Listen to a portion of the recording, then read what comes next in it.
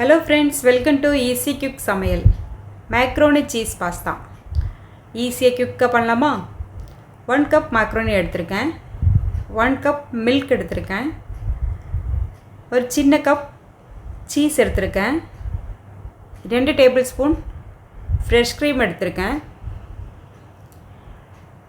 2 table spoon மைதா எடுத்திருக்கேன், chilli flakes நம்ம காரத்துக்கு ஏற்ற மாதிரி போட்டுக்கலாம், ஓர்கானோ ஃப்ளேவருக்கு எடுத்துக்கலாம். அடுப்பு ஆன் பண்ணி ஒரு பேனில் 2 கப்பு தண்ணி எடுத்திருக்கேன். தண்ணி கொஞ்சம் சூடாகட்டும். 1 ஸ்பூன் ஆயில் இல்லைன்னா கீ, மேக்ரோனி வேகும்போது ஒட்டிக்காமல் இருக்கும். உப்பு சேர்த்துக்கலாம்.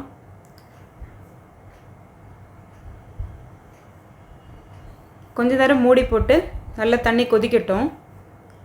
கொதிக்கும்போது நம்ம 1 கப் மேக்ரோனி போட்டு நல்லா வேக வைக்கலாம். ஒரு 10லிருந்து 15 நிமிஷம் டைம் எடுக்கும் வேகிறதுக்கு. நல்லா வேகட்டும்.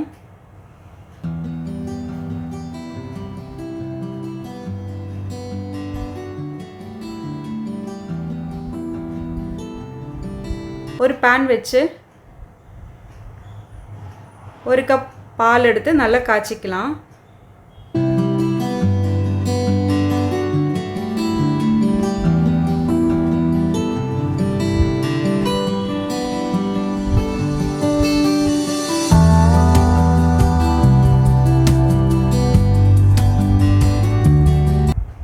பால் நல்லா சூடாயிடுச்சு. மைதா 2 டீஸ்பூன் போட்டு நல்லா மிக்ஸ் பண்ணி விடலாம். கட்டி ஆகிடும். வேக வச்ச மேக்ரோனி நம்ம வடிகட்டி வச்சுருக்கேன். ஒரு வாட்டி வாஷ் பண்ணிவிட்டு வடிகட்டிருக்கேன். அது இதோடு சேர்த்து ஒரு 5 நிமிஷம் வேகட்டும். நல்லா வெந்த பிறகு ஃப்ரெஷ் க்ரீம் நம்ம சேர்த்துக்கலாம்.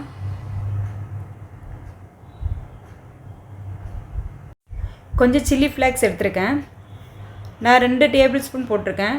நீங்கள் காரம் பார்த்துக்கோங்க. பசங்களுக்கு ஈவினிங் ஸ்நாக்ஸ் மாதிரி செஞ்சு கொடுக்குறதுக்கு ரொம்ப ஈஸியாக பண்ணி கொடுக்கலாம். நீங்கள் பசங்க ரொம்ப விரும்பி சாப்பிடுவாங்க. 1/2 கப் சீஸை இதோடு சேர்த்து நல்லா மிக்ஸ் பண்ணி விடலாம். இந்த டைம் ரொம்ப திக்காகிடும் எல்லாமே சேர்ந்து. ஸோ கொஞ்சம் நல்லா மிக்ஸ் பண்ணி விட்டுருங்க. 2 நிமிஷம் போல் வேகட்டும். வெந்த பிறகு மேலே கொஞ்சம் ஆர்கானோ போட்டு நம்மளோட macaroni cheese pasta ready. Thanks for watching.